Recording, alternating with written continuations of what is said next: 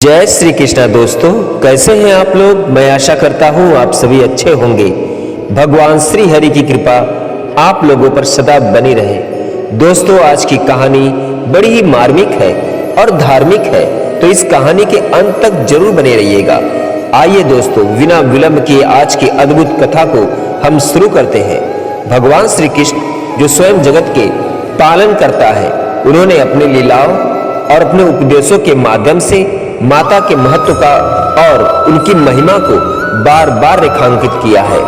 उनका जीवन और उनके कर्म इस बात का प्रमाण है कि माता केवल जननी नहीं, बल्कि जीवन में मार्गदर्शन, प्रेरणा और प्रेम का सबसे शुद्ध रूप होती है। दोस्तों, भगवान श्री कृष्ण ने माता का स्थान और महत्व किस प्रकार दिया है। भगवान श्री कृष्ण ने अपने जीवन में माता के रूप में 3 महान स्त्रियों को विशेष स्थान दिया।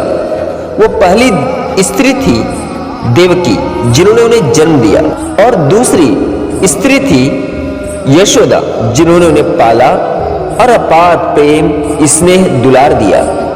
तीसरी थी कुंती, उनकी बुआ, जिन्होंने धर्म और कर्तव्य का मार्ग दिखाया। भगवान श्री कृष्ण इन तीनों के प्रति प्रेम और सम्मान दर्शाते हैं और कहते हैं कि माता का स्थान संसार में सर्वोपरि है। भगवान श्री कृष्ण ने अपने जन्म से ही माता देवकी के कष्टों को देखा है। कारागार में जन्म लेने के बाद भी उन्होंने देवकी के प्रति अपनी श्रद्धा और कर्तव्य को कभी नहीं छोड़ा। जब उन्होंने कंस का वध किया तो सबसे पहले अपनी माता पिता को कारागार से मुक्त किया और उनके चरणों में नतमस्तक होकर आशीर्वाद लिया। यह उदाहरण सिखाता है कि जीवन में माता पिता का सम्मान सबसे पहला धर्म है। भगवान श्री कृष्ण यशोदा माता के विषय में क्या कहते हैं, उन्हें कौन सा स्थान देते हैं, आइए दोस्तों हम इसे भी विस्तार पूर्वक समझते हैं। माता यशोदा वात्सल्य और स्नेह की मूर्ति है। यशोदा माता ने श्री कृष्ण को अपना सर्वस्व देकर पाला। गोकुल की गलियों में श्री कृष्ण ने अपनी बाल लीलाओं से यशोदा माता को अपार आनंद दिया। एक प्रसिद्ध प्रसंग में जब यशोदा माता ने कृष्ण को मक्खन चोरी करते हुए रंगे हाथ पकड़ा तो उन्होंने कृष्ण को डांटा और स्नेहपूर्वक ऊखल में बांध दिया। इस घटना से भगवान ने यह संदेश दिया कि माता के प्रेम और अनुशासन का कोई विकल्प नहीं है। यशोदा माता का वात्सल्य ऐसा था कि स्वयं भगवान ने उनके प्रेम के आगे समर्पण कर दिया। माता का यह रूप सिखाता है कि मातृत्व केवल रक्त संबंध का नाम नहीं, बल्कि सच्चे प्रेम और त्याग का प्रतीक है। माता कुंती धर्म का मार्गदर्शन है। कुंती ने श्री कृष्ण को सदैव धर्म और कर्तव्य का मार्ग दिखाया। महाभारत के युद्ध में कुंती के उपदेशों ने श्री कृष्ण को पांडवों की सहायता करने और धर्म की स्थापना के लिए प्रेरित किया। कुंती का जीवन ये सिखाता है दोस्तों कि एक माता का कर्तव्य केवल अपने बच्चों का पालन पोषण करना नहीं, बल्कि उन्हें सही मार्ग दिखाना है और कठिन परिस्थितियों में भी धर्म का पालन करना सिखाना है। श्री कृष्ण द्वारा माता का महिमा का वर्णन इस प्रकार है दोस्तों। भगवान श्री कृष्ण ने गीता और अपने उपदेशों में माता के महत्व को कई रूपों में प्रस्तुत किया है। माता के प्रथम रूप गुरु। माता वो पहली शिक्षिका है जो अपने बच्चों को जीवन के मूल संस्कार और आदर्श सिखाती है। भगवान श्री कृष्ण ने माता के त्याग की सराहना भी की है।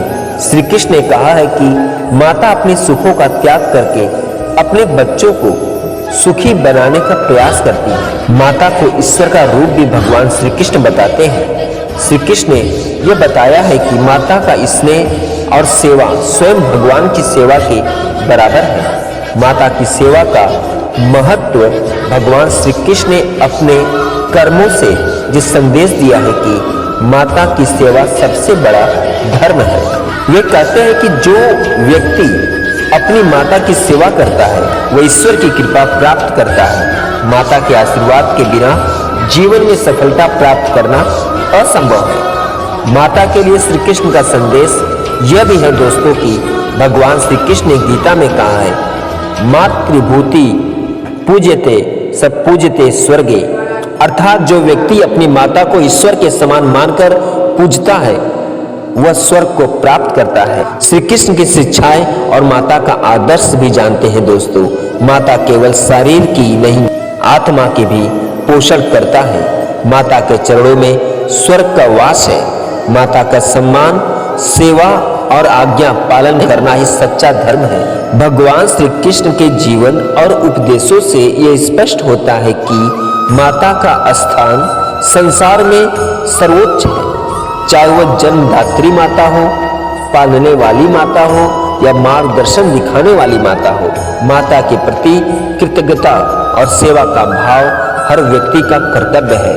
माता का प्रेम, त्याग और स्नेह जीवन को सही दिशा प्रदान करता है। दोस्तों, आज के लिए बस इतना ही। दोस्तों, मैं आशा करता हूँ ये वीडियो आप लोगों को अच्छी लगी होगी।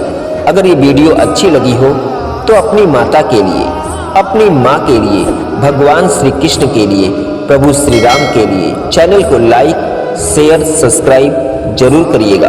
पूरा वीडियो देखने और सुनने के लिए धन्यवाद दोस्तों।